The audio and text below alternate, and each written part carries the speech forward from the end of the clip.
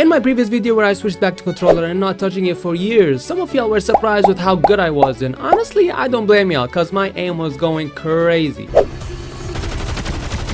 Oh my...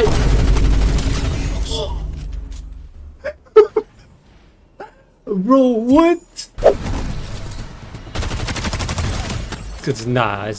It's too much. So today I'm gonna show you all the best settings to have if you're playing on controller. And I do gotta say, I don't play on claw and I don't have paddles cause I'm broke, please. I'm poor, please.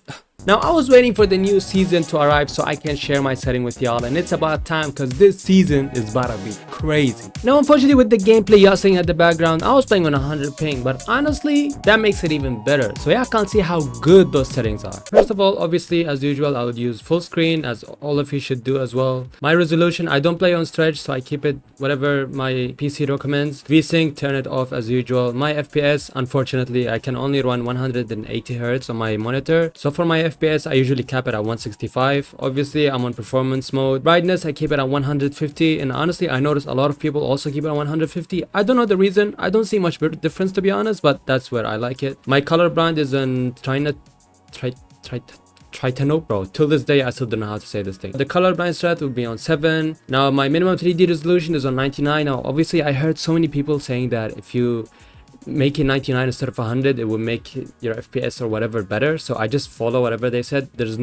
I don't think it really makes any difference, so I just do it honestly. View distance near, texture low, mesh is low. Now obviously this setting is for someone who likes to play competitive or likes to play in tournaments, so if you don't, obviously you can make some differences here. Matter of fact, you don't even have to play on performance if you don't really play competitive, right? Now for the game settings, obviously there's nothing much to do here, but this is my ping. Yep, this is what I've been playing on my whole life. I don't really have a low ping. This my whole life I just been playing on this ping. It's crazy, but it does the work. I have toggle sprint on, auto open doors, mantle activation, hold to jump. Obviously I think those are like the basic things that honestly won't change much. Auto consumables on the right, of course, and then building simple edit off, but honestly y'all can turn it on if you want. I mean, I've seen a lot of good players that have it on, but me personally I just couldn't get the hang of it. Reset building choice, I have it on. Of course this is very important, and obviously turbo building, I don't think I have to say much, right? My replays, I keep them on because I think my PC can handle them. Now if your PC cannot handle them, I would suggest you turn it off because this does take some power of the PC. And now for the juiciest part, which is the controller setting. First of all is the invert controller view of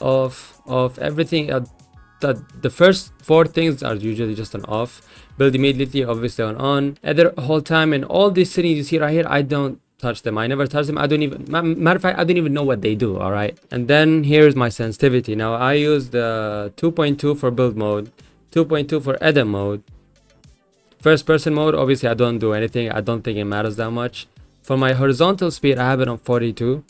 For my vertical speed I have it on 42. Honestly, amazing settings. You have to try it. My boost I have them on 0.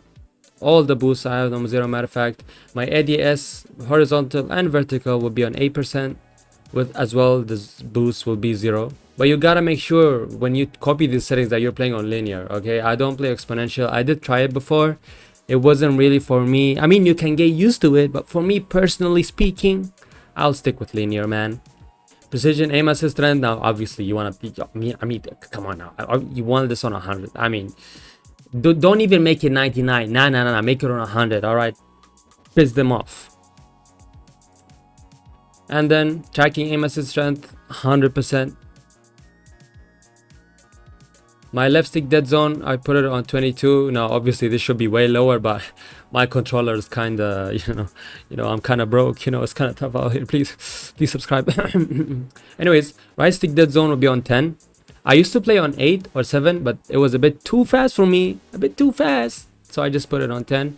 Now left trigger release, right trigger release, I have it on 25%. I didn't really play with them that much because again, when it comes to controller, there's no full on optimal settings, so just play with what you get used to. The more used to you get to the settings, the better you're gonna be. Now obviously there are settings that you need, like the one I have here. These are literally, like, I think the best settings you can possibly have in this game, but don't judge it from the first or second try. You have to keep trying for a little bit, and then you're gonna notice, especially these settings go crazy. With these settings you're gonna notice the changes pretty fast. Tweak zone aiming, I have it on off. I have this on off too. Some people probably have it on or whatever. Personally I don't. I just kept it whatever it is, right? I'd seen some people play with it. I didn't want to even play with it, so I just kept it on whatever it is on default.